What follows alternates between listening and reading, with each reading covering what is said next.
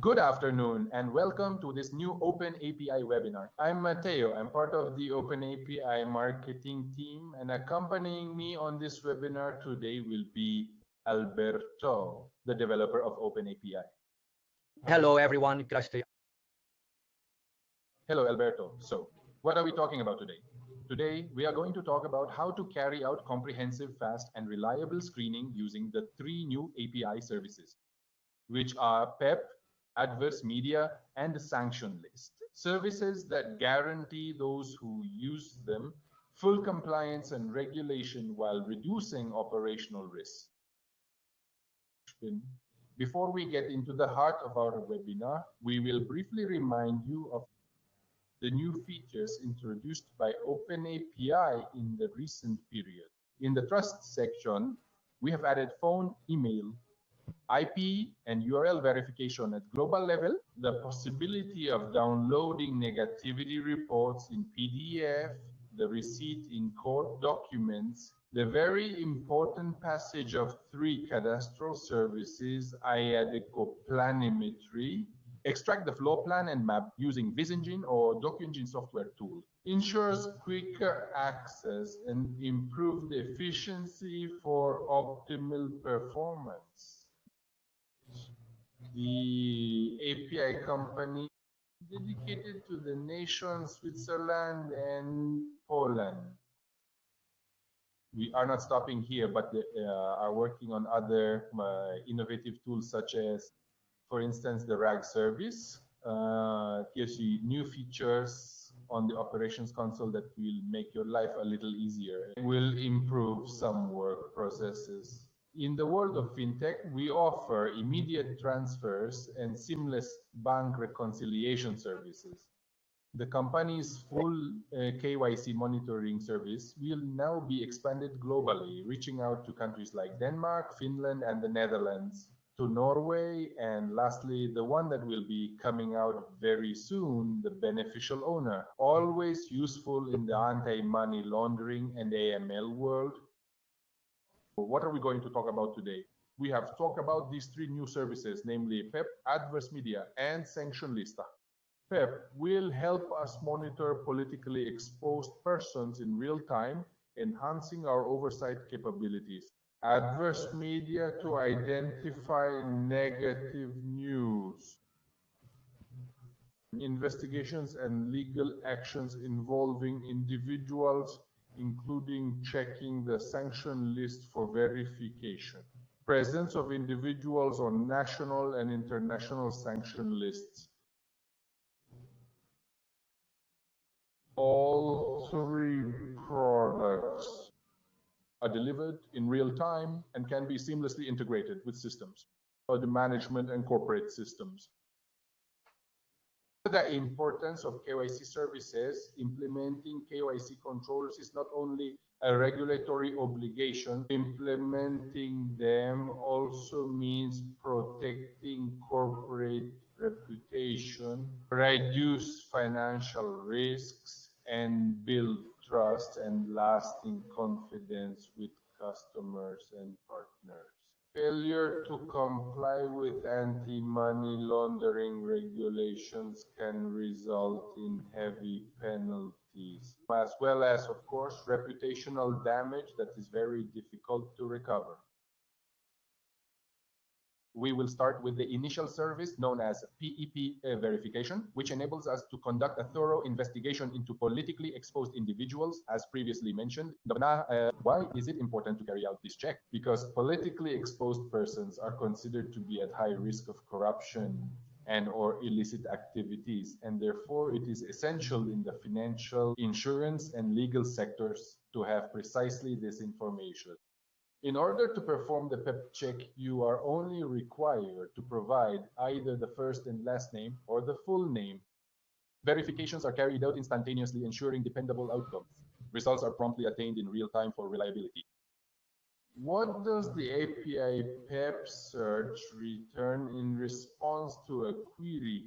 A very detailed profile of the subject, because it gives us the first and last name, the alias, the place and date of birth, the gender, the biography and photograph, and then also the current or past role that had as a political office. He also mentioned the organization he was talking about. We then move on to the second adverse media product, and this API analysis using public sources. It is crucial to gather indicative information about a person to aid in their identification. This process holds significant importance, and because it highlights reputational risks, even in the absence of convictions. So it is a valuable tool for assessing the trustworthiness of customers, partners, or business counterparts. The sources from which this information comes are local, national, and international newspapers. As we have already mentioned, the results here are in real time, and the data required to search is also the first name, surname, or the full name.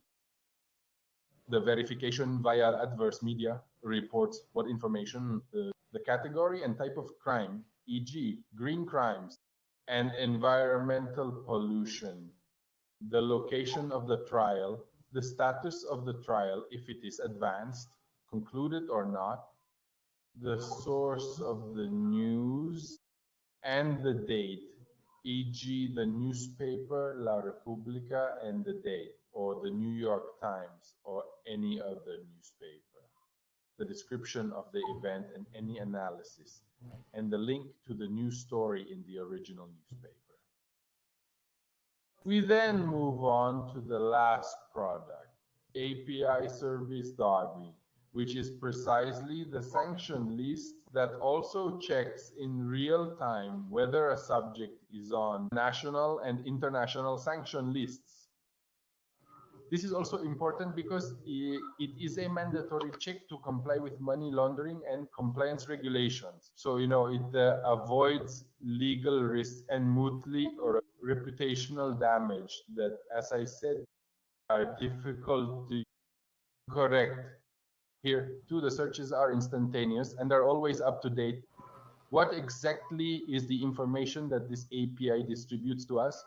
The official or alternative names of the organization, e.g. UN, the headquarters and full address of the organization, the date of publication of the measure, the source where this information comes from, and the type of listener.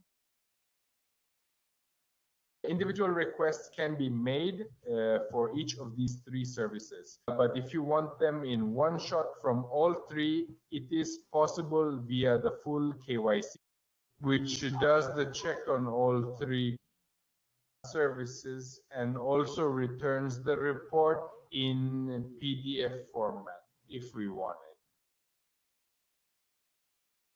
Therefore, along with our existing services such as personal data verification and AML scrutiny during recycling, these three new products have been added to our AML and KYC offerings. Data on companies globally, video identification, document verification, electronic signature, credit score, information on the company's shares, shareholding details, as well as any potential negatives as previously mentioned. The last one that we are about to release is the beneficial owner.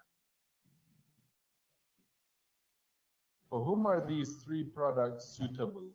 They are suitable, for example, for banks or credit institutions because when opening a current account or applying for a loan, it is necessary to identify the customer, verify that she is not on sanctions lists or a politically exposed person in order to prevent money laundering and financial offenses.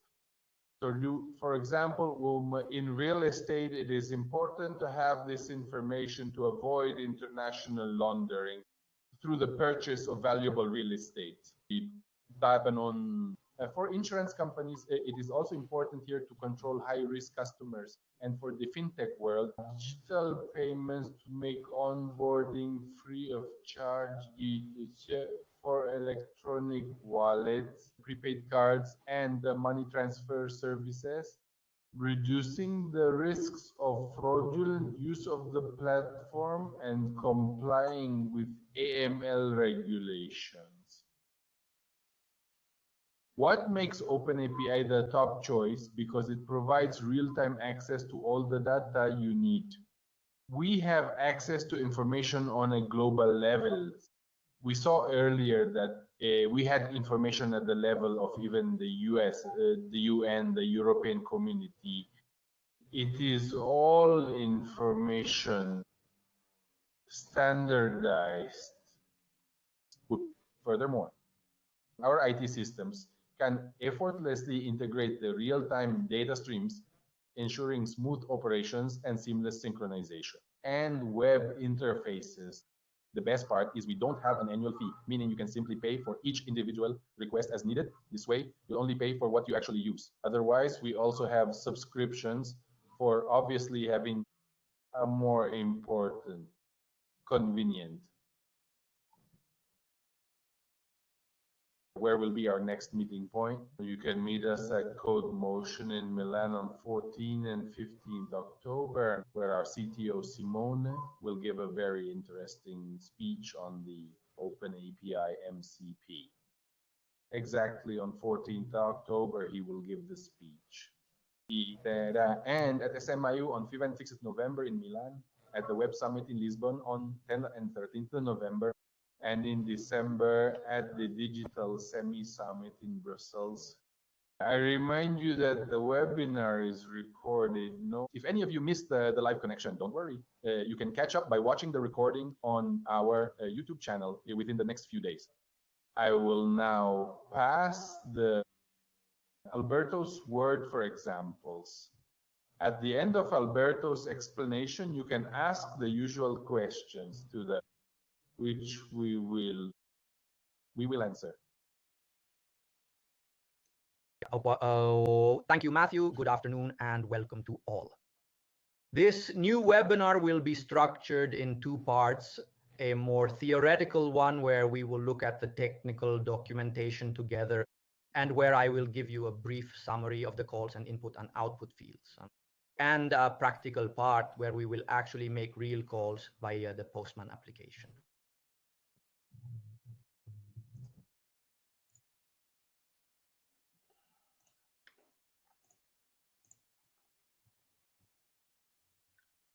As you can see, we are on our console and we find this new service.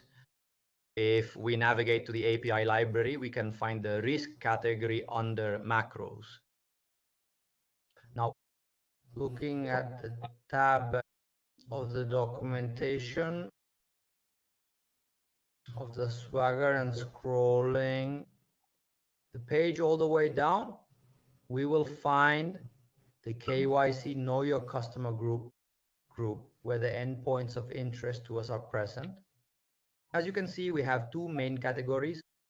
Post requests are utilized for initiating a new request creation process, and the various GET calls to read these requests. Posts differ according to the type of search you want to perform on a person or an entity. We have specific searches, as Matthew told us, PEP, the Sanction List, or adverse media for comprehensive search that covers all three areas of interest. Types by subpoint part. So the peculiarity of the full search is that it also allows you to download attachments such as the PDF document of the recruiter and any photos if they are present. All calls 99% of the time have a synchronous answer identified by the status completed. Therefore, no callback is informed in this particular scenario. There is a very rare percent of cases where we will not get an immediately complete answer, but will be in depending state.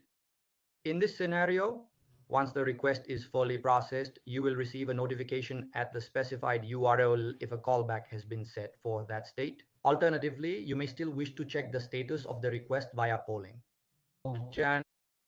Our recommendation is to always ensure to set a callback function when needed.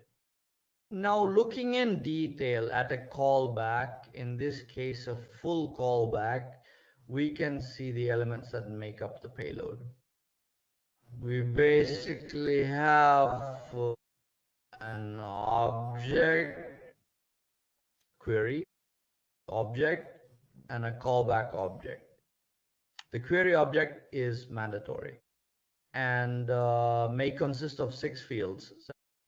Of these are 6 fields. Only the combination of or name or first name and last name is mandatory. Provide a person's full name or at least their first and last names when submitting. To refine a search further, we offer a fresh start through a rebirth and another entity type to filter by the type of person you want to search for, whether they are a natural or legal person. Here you have variables, however, all possible options. The last field is a boolean and is used to remove from the results persons. Moving on, we have the callback object, which is not mandatory. It just allows you to set a URL to which you will be notified according to the method you choose. So JSON or post.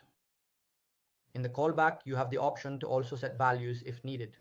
A custom object formed by key value, or importantly, an ethers object which will be returned in the ethers of the notification. In the ethers of the notification, always in the value key format. About to view a phone call happening, or rather an example of a call response, we can see that obviously in the case of 200, the HTTP code 200 will be an object in which the following fields are listed in order within date. We will find everything within date. And we have the query object, which will consist of the query that you have entered. Obviously, the callback has been set. The query type here is the type of query being made consists of 43 characters. A full queries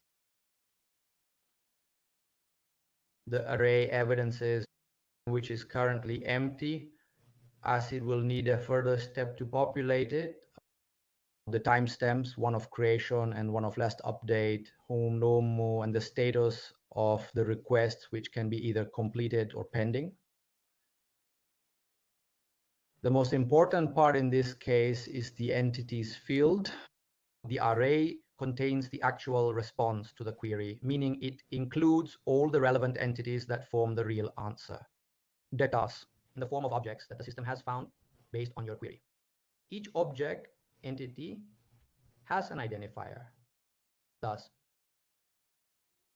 and other data such as names or aliases, birth and death dates, or addresses that allow you to check whether the person you have searched for is the right one. The diagram provides comprehensive descriptions for all fields, well documented and easy to understand. Last but not least is the ID, which identifies your request.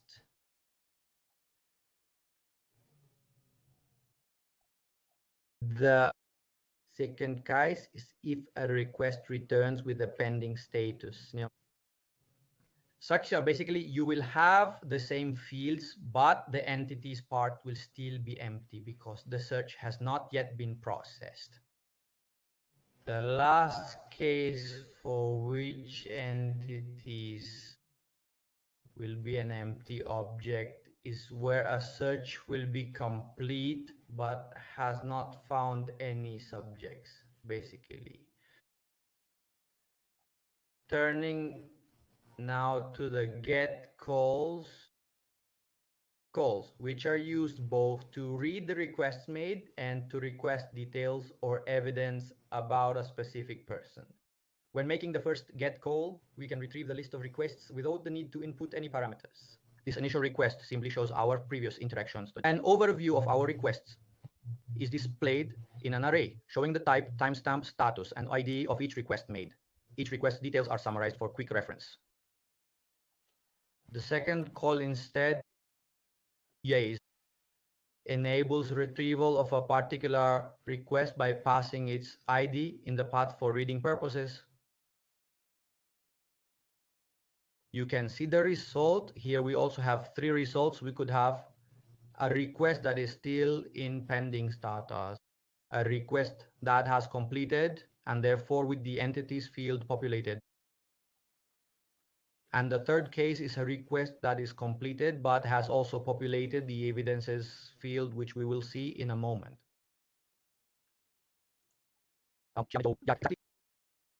The evidence field is populated via the third get call.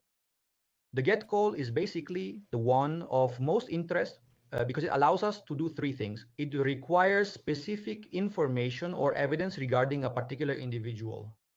This call has a limitation, however, and that is that it must be made within 10 days of the creation of the request. The second feature is that it allows you to download a summary document of all the evidences of a person in PDF format, and also allows photos of a certain entity to be downloaded in JPG format. So yeah, we have to focus on the first case, i.e. the request for the evidence of a person, and as you can see in the path, in addition to the request ID, we have to pass the ID of the entity for which we are requesting the evidence, of the entity for which we are requesting details. The unique identifier can be located within every entity object in the entities array, as previously demonstrated. Let's take a complete request, and we'll have in the entities array, each object will have an entity ID.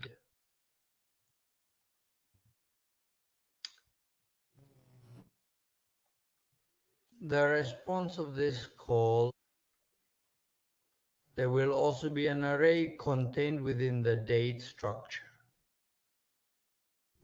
where we will have the entire list of evidence found on the specific entity.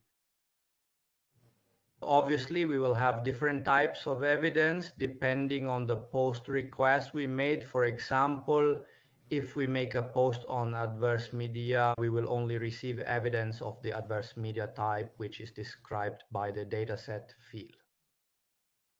With full post, on the other hand, we will receive all types of evidence. Basically, each piece of evidence is an object, always an object, consisting of several fields, such as the date of publication, a short description, the organization involved, the source of the data, e.g., the link to a hypothetical newspaper article in the case on the adverse media. But even here, as I said before, you always find everything well described within the outline.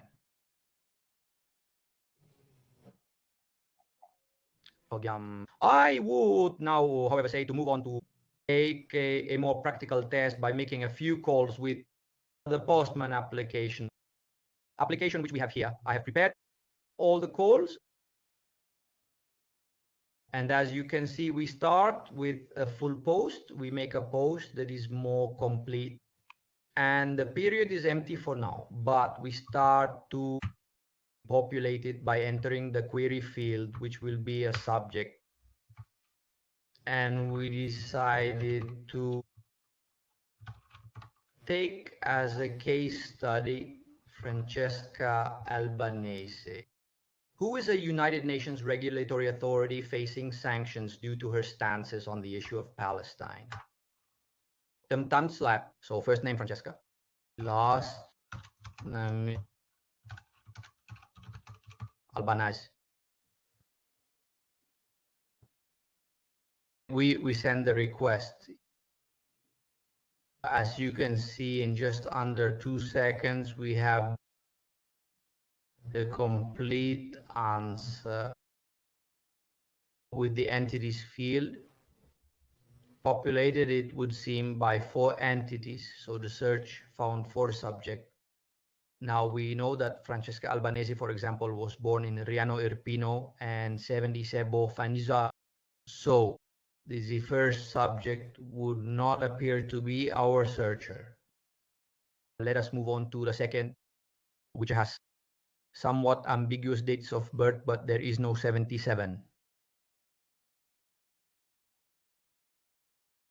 We move on to the third, in which we have a date of birth which is 70 Ken, and the place of birth does not match. And then we come to the last, in which we have the date which seems to match, and also the place of birth, which is Adriano Irpino.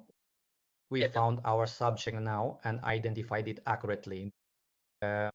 We can see in the last update that current policies have imposed sanctions on this particular topic. So what do we do? Meanwhile, we can see with a parameterless get, each of our requests have been addressed. The requests are arranged in order of the most recent, meaning the one we just made is the last one on the list. We are able to use the ID on the path to view only the essential content, detail of the request. Now we have made the decision to examine the evidence in detail. What's our next step? We proceed by identifying the evidence using its unique ID. Regarding the previous topic we discussed, since that was the one that our search criteria matched successfully, we take his ID, we apply it to the path, we launch the call. We can clearly observe that Francesca Albanese is essentially has only an object in the results that corresponds to a sanction, basically, which was issued by the United States Treasury Department. And these are the locations in the United States linked to its sanction.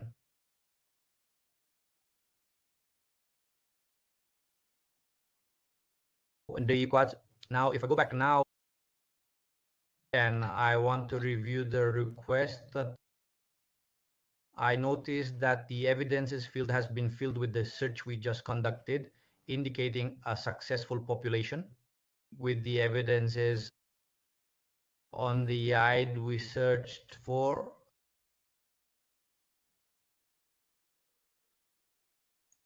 Obtain data with a GET request, just as mentioned earlier. And with entity ID, it is possible by inserting content types, e.g. application or PDF, or image JPEG download PDF, or photos of an entity. And we have an example of PDF, basically, in which you can, as you can see, there are fields that are customizable, i.e. the logo, the title, and a short description that will be under the title. At present, these specific 3 fields are not part of the post. However, they are planned to be incorporated by the following week. And as you can see on the first page, there will be the title and our descriptions.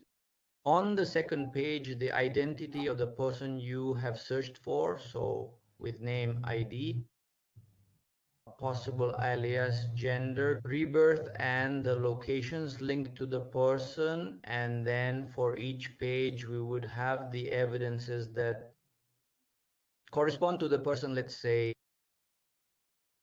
to end up with tables with some entities associated with that person.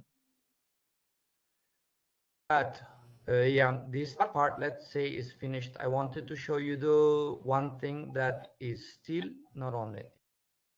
I think that by Monday, there will be the possibility you will see essentially a fresh component always related to KYC, which is the monitoring part, i.e.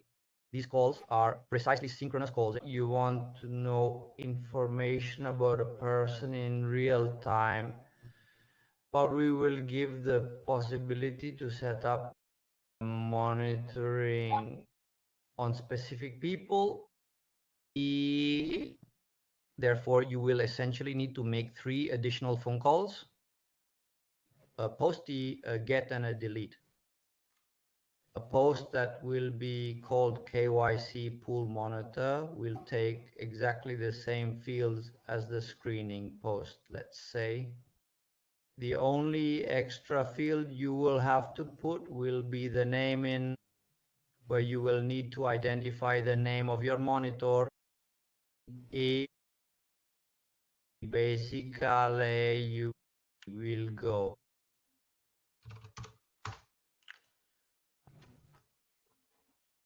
establish surveillance on an individual of interest. Here I've put Mario Rossi as an example. The response will be with exactly the same data set as a basic form of evaluation, essentially. Yeah, there will only be a few more fields, e.g. the status will not be completed, but will be activated, i.e. you will have activated monitoring on this person. But your BP, obviously the entity evidences fields will not be populated because the fields will be updated automatically whenever there are any modifications made to that individual, and you will receive a notification if you have arranged for a callback.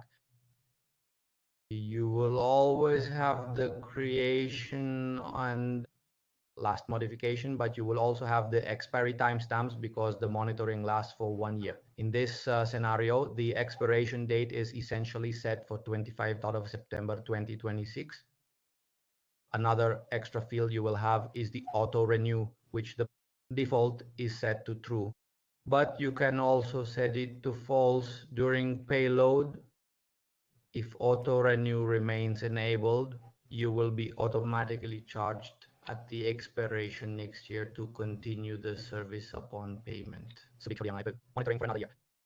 If there are no credits in your Bolsino, essentially monitoring will be mostly turned off. Again, we will have a doc-get call to see all the monitoring that you have active or cancelled. And if you want to cancel a monitor at this point because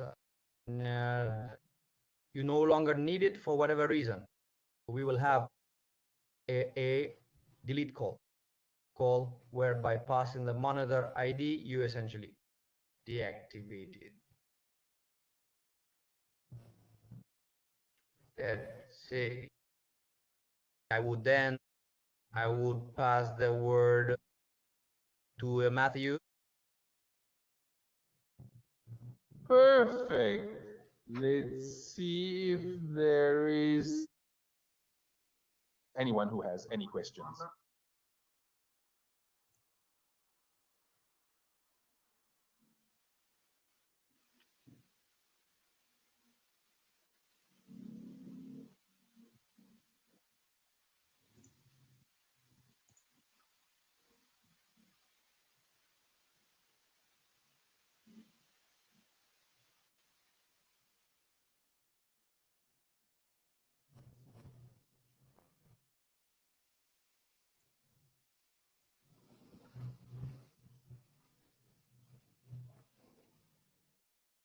So don't.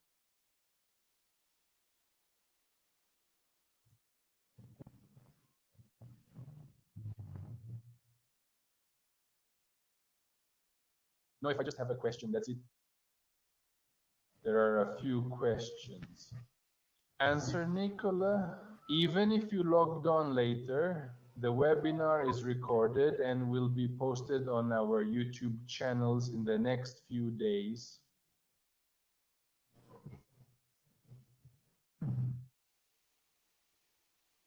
Perhaps you could respond to Alberto if that helps. Monitoring requires an initial cost. So the first post you create comes with a fee. a cost is deducted which lasts 1 year, and if there are any changes made, there will be no additional charges incurred. Cost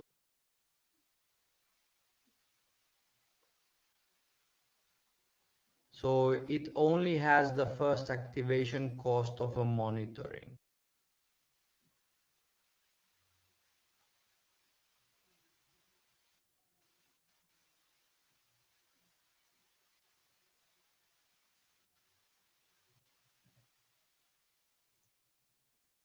In the meantime, I would like to remind you of the upcoming appointments to meet live.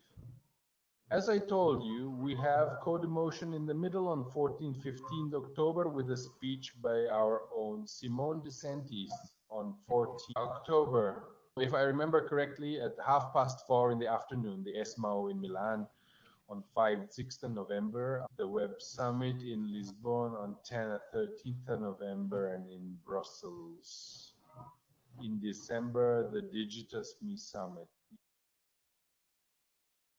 So just a minute, there's a question in the meantime.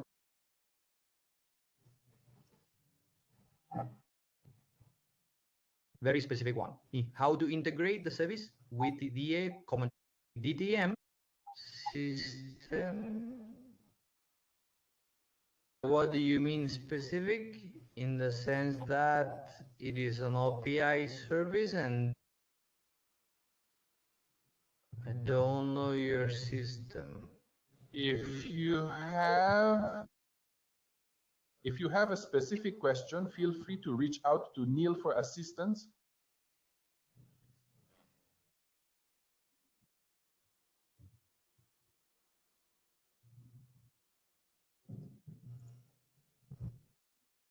Sources are always there. Information is remembered.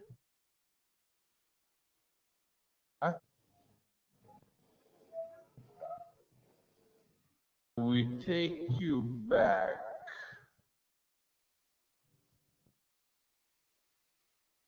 In any case, we have subscriptions planned.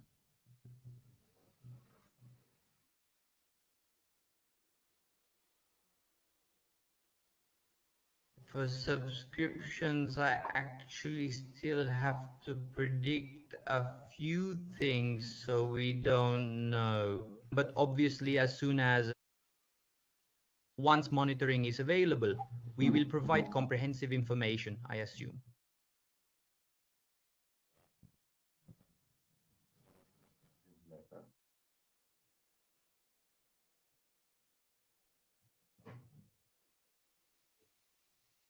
We can conclude our webinar here and wrap things up.